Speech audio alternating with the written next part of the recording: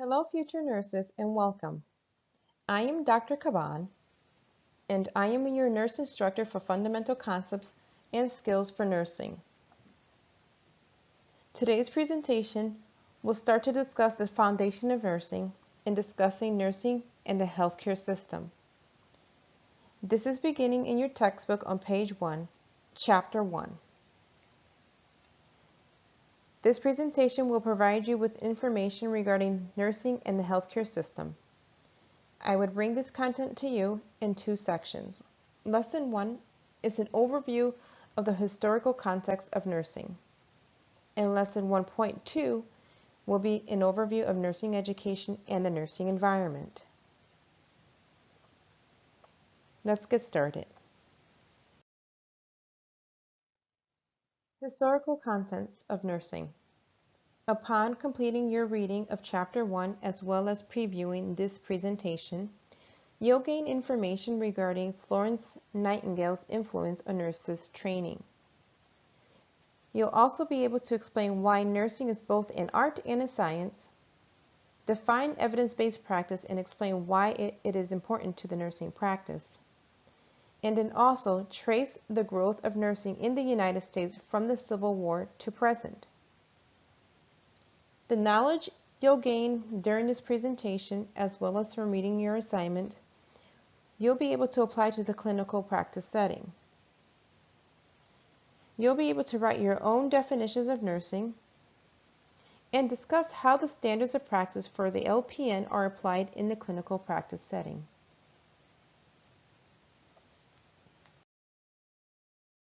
Let me begin discussing the historical overview of nursing in England and Europe.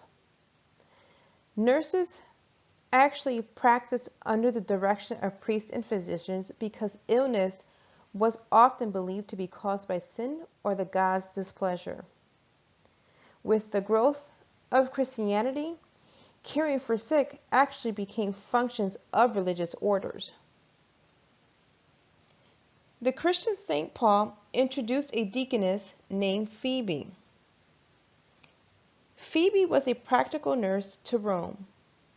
Phoebe was the first visiting nurse. Nursing became recognized as a vocation during the Crusades. That was during the period of 1100 to 1200 AD.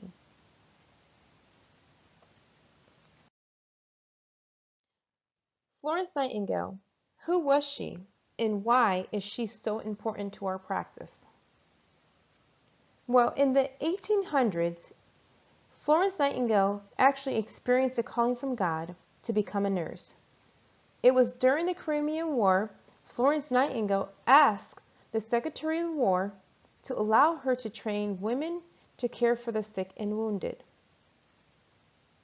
She studied in Germany with a Protestant order of women who care for the sick. Florence cleaned up the wards and improved sanitation, improved ventilation, and nutrition. She kept records and statistics that reinforced her theories of care. The Nightingale nurses made their rounds after dark with the aid of a light oil lamp. This lamp became the official symbol of nursing.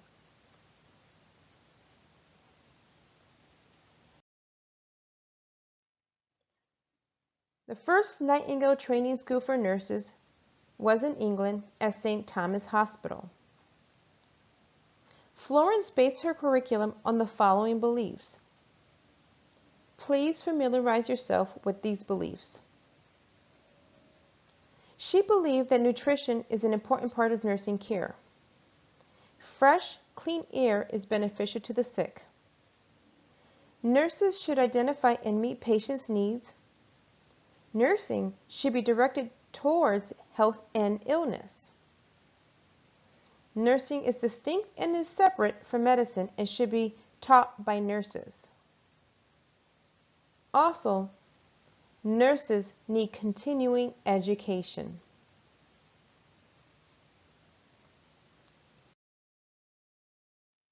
So let's discuss nursing in North America.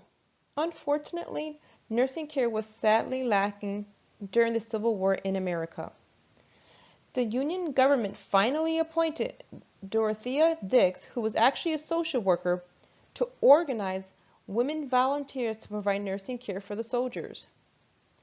These workers were very similar to nursing assistants of today. Clara Barton took volunteers into the field hospitals to care for soldiers of both armies. She later founded the American Red Cross. Lillian Wald took nursing out into the community, and in 1893, she and Mary Brewster established the Henry Street Settlement Service in New York City, which focused on the health needs of poor people who live in the tenements. Please familiarize yourself with these important, iconic individuals of nursing.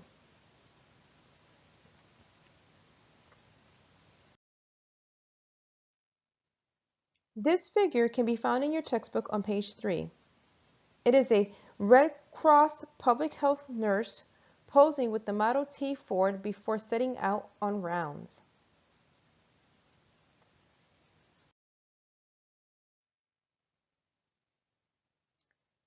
The Ballard School was started by New York Young Women's Christian Association, the YWCA, in 1892.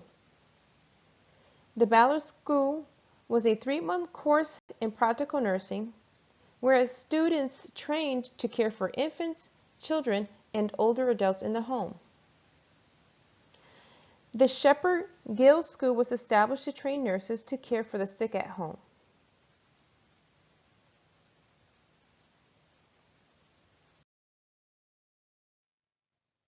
This figure can be found in your textbook on page 3. These are some of the first African American nurses to serve with the U.S. Army.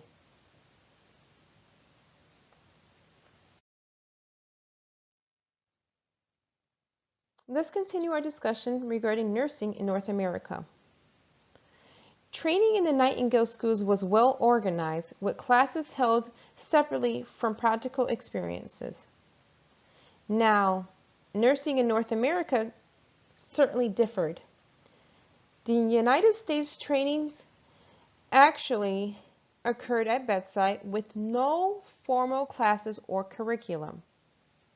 Students staffed hospitals and worked long hours without pay. Again, there was no formal classes, no formal curriculum, and education was achieved throughout work. Also, nursing in North America required that the instructions be performed at the bedside by physicians.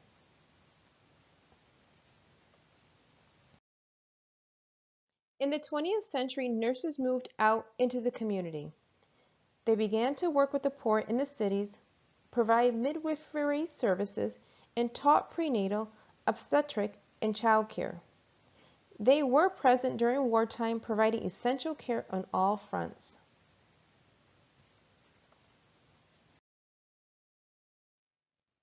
This figure can be found in your textbook on page 3. This is a figure of a group of nursing students during the 1930s or 1940s. This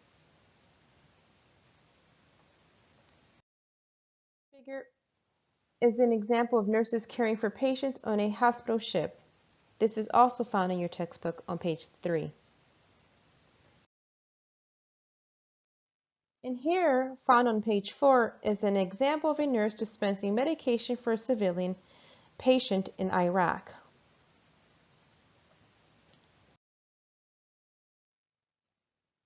Let's discuss now the common goals of nursing. Familiarize yourself with these goals because they are the essential aim for why we are providing nursing care to our patients. The goal is to promote wellness, to prevent illness, to facilitate coping, and to restore health. To accomplish these goals, the practical nurse takes on the role of a caregiver, educator, collaborator, and manager. The nurse's goal is to encourage growth towards wellness so that the patient can once again be self-reliant.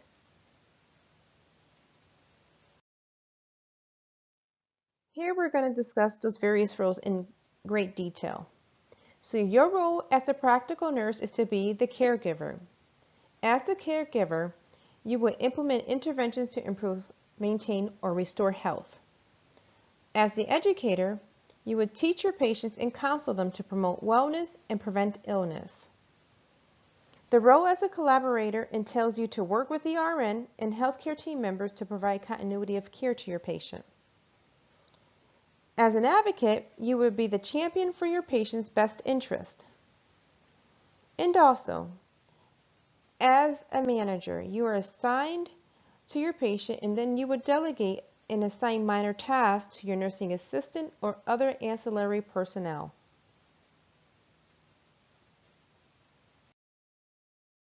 In this slide, I will define for you evidence-based nursing. The promotion of evidence-based nursing has become stronger around the world over the past decade.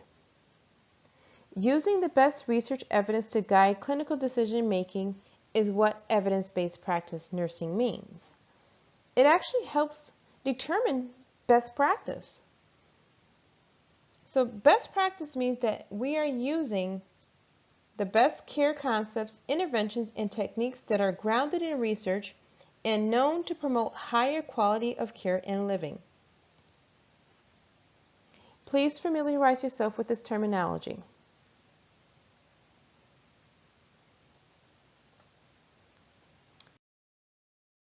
Great. We have concluded section lesson 1.1. Let's review some questions together. Florence Nightingale's beliefs are still the foundation of nursing today. She was responsible for what? A. Founding the Ballard School of Practical Nursing? Was it B. The belief that continuing education is necessary for nurses today? C. Apprenticeship training? Or was it D. Founding the American Red Cross? Please take a moment and consider the response. The correct response is B. Florence Nightingale believed in the value of education for nurses. She started the first school of nursing in England and encouraged nurses to continue their education after graduation. Let's move on to the next question.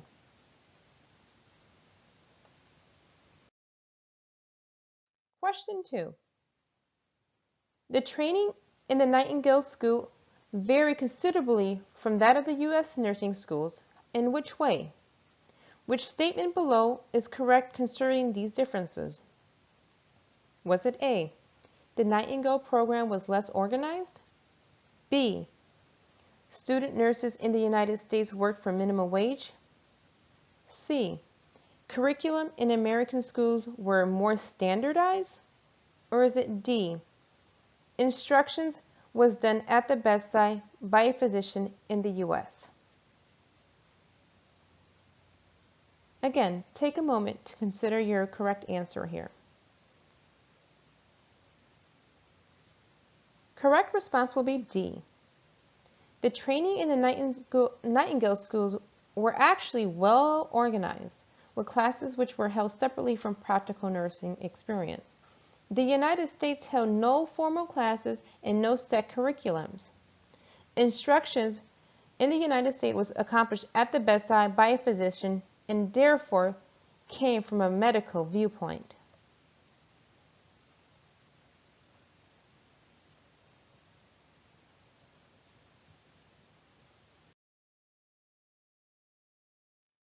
Lesson 1.2, Nursing Education in the Nursing Environment. Upon completing your review of Chapter 1 and previewing this presentation, you'll be able to describe the ways in which the desirable attributes of the nurse might be demonstrated. You'll be able to identify the educational ladder that is available to nurses, describe educational pathways open to the LPN after graduation, compare methods of delivery of nursing care, list 4 practice settings in which LPNs may find employment, Discuss today's healthcare systems, its components, and changes proposed. Also, you'll be able to explain how an HMO and a PPO differs, and then relate how the recent healthcare legislation has affected your own healthcare. Learning objective in which you'll bring to the clinical practice setting would be that you'll be able to list the practice areas in the community in which you could be employed as a vocational nurse.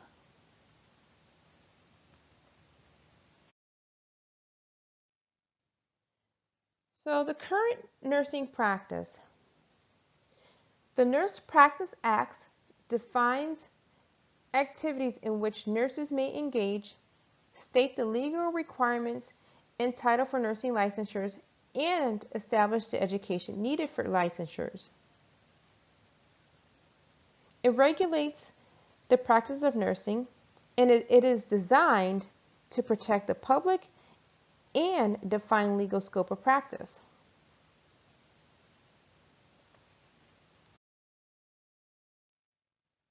The nursing process emerged during the 1970s and 1980s. It is a circular process involving ongoing assessment. This is just the beginning of our discussion regarding nursing process. Throughout this module, you'll learn every detail regarding the nursing process and become very efficient at it during your clinical rotation and before you go out to the field as a nurse. The nursing process is an organized, deliberate, systematic way to deliver nursing care. It provides a way to implement caregiving, combines science and art of nursing, and focuses nurses on the patient as an individual.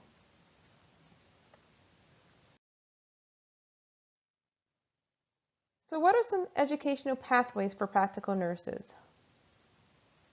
So practical nurses were created to fill a gap by nurses who were enlisted into the military during the World War II. Practical or vocational nursing programs generally take 12 to 18 months to complete. Practical nurses provide direct patient care under the supervision of registered nurses, physicians, or dentists. Again, it is offered in vocational schools, hospitals, proprietary schools, and community colleges.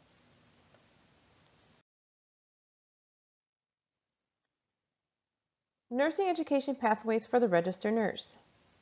Graduates are often from 3 different programs. They are all qualified to take the NCLEX examination.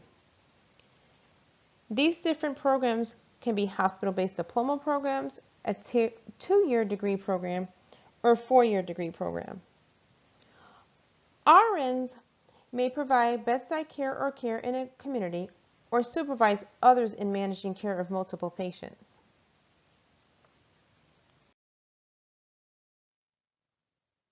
Advanced practice nurses are your graduates from programs such as master's or doctoral degrees.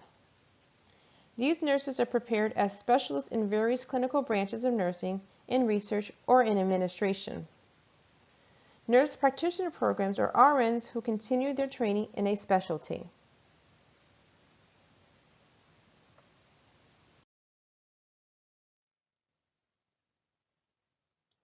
Functional nursing care is the first care delivery system for the practical nurse.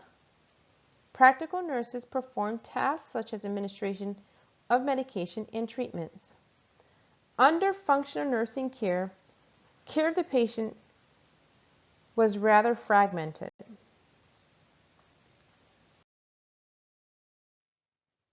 Team nursing. Registered nurses was the team leader who coordinated care for a group of patients. They worked tasks assigned to the other team members, practical nurses, and nurses' aides.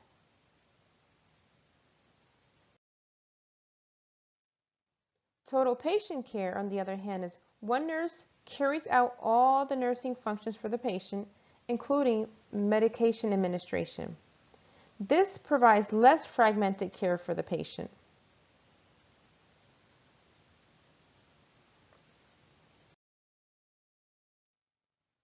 Primary care nursing is when one nurse plans and directs care for a patient over a 24-hour period.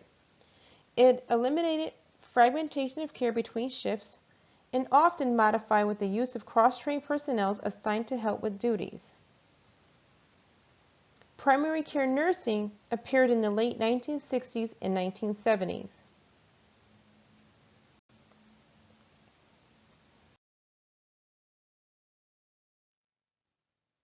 There are various practice settings which an individual can receive care. Your patients can receive care in a variety of settings, right? So please familiarize yourself with these variety of settings. There is the hospital, subacute and extended care facilities, assisted living facilities, and physicians' offices.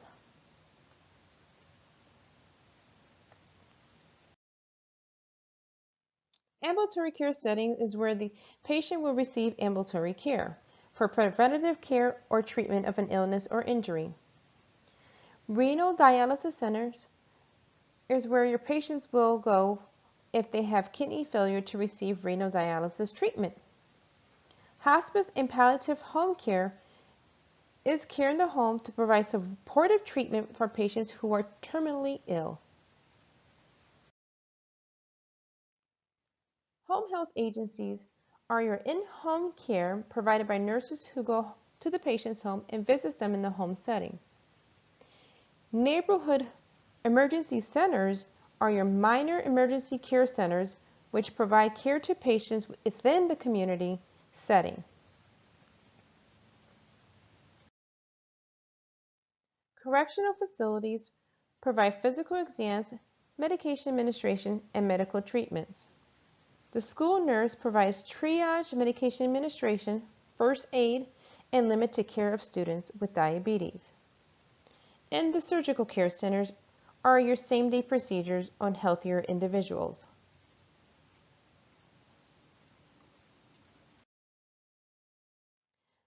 Today's healthcare system and the various levels of healthcare, different levels of healthcare also allows opportunities for the patient to receive care without the expense. The various levels are as follows: preventative, primary, secondary, tertiary, restoration, and continuing care.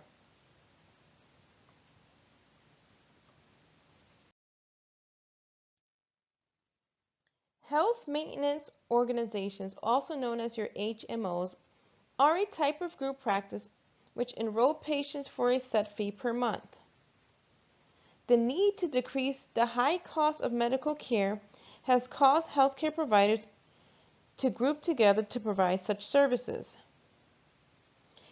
HMOs enroll patients for a set fee per month, provide limited network of physicians, hospitals, and other providers for which to choose. One goal is to keep patients healthy and out of the hospital.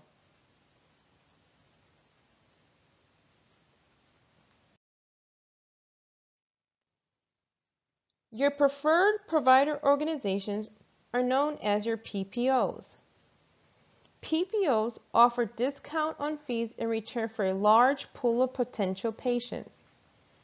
PPOs allow insurance companies to keep premium rates lower and make insurance coverage of employees less expensive for employers. There are usually a larger number of physicians to choose from in a PPO than in an HMO.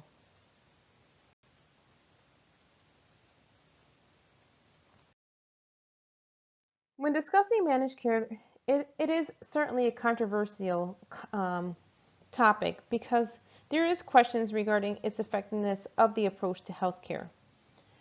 As a nurse, please consider and be cognizant about cost containment while providing care to your patient. Documentation is exacting because every treatment and each use of equipment must be documented with evidence showing it is needed. So why is vigilant assessment with documentation more important than ever? Think about that. Vigilant assessment with documentation is more important than ever to catch beginning complications before they become serious.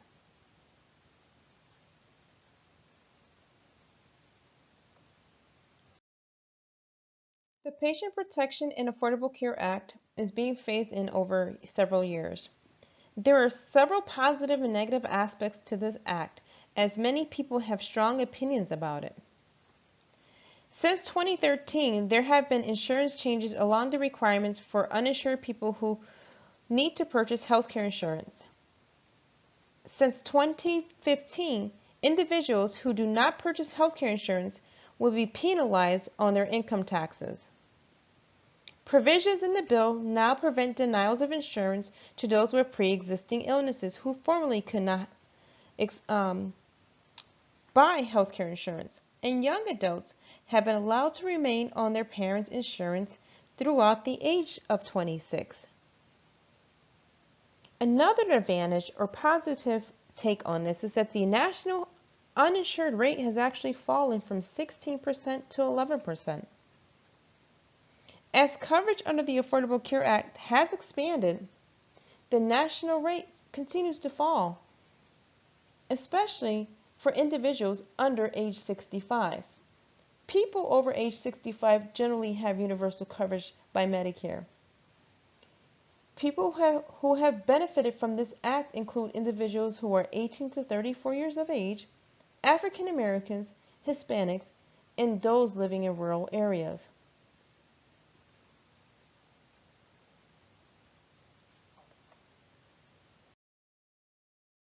Great, so now we are ready to move on to the question portion of this presentation.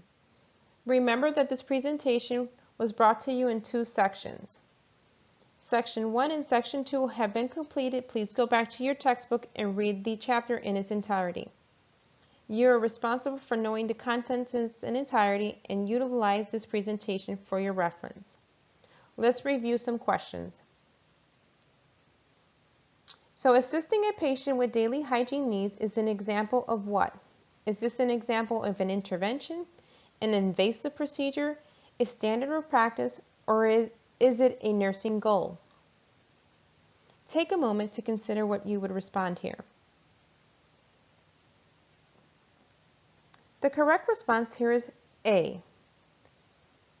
Caregiving skills are interventions aimed at restoring and maintaining a person's health. Interventions are actions taken to improve, maintain, or restore health or illnesses.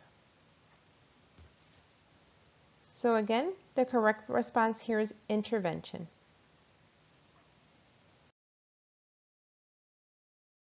Final question. As the role of practical nurses expand, employment opportunities have increased as well. All of the following are appropriate practice settings for the LPN except for, is it A, a physician's office, B, home health agencies, C, public health, or is it D, ambulatory clinics? Take a moment to consider your response here. All of the following settings are appropriate except for public health.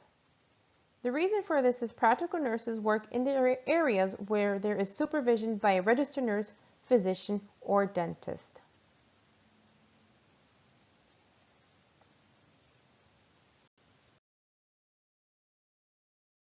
The end. This concludes my presentation to you as an introduction to your fundamental concepts and skills for nursing course. This presentation was an overview of Chapter 1 of your deWit textbook, beginning on page 1, Nursing in the Healthcare System. Thank you.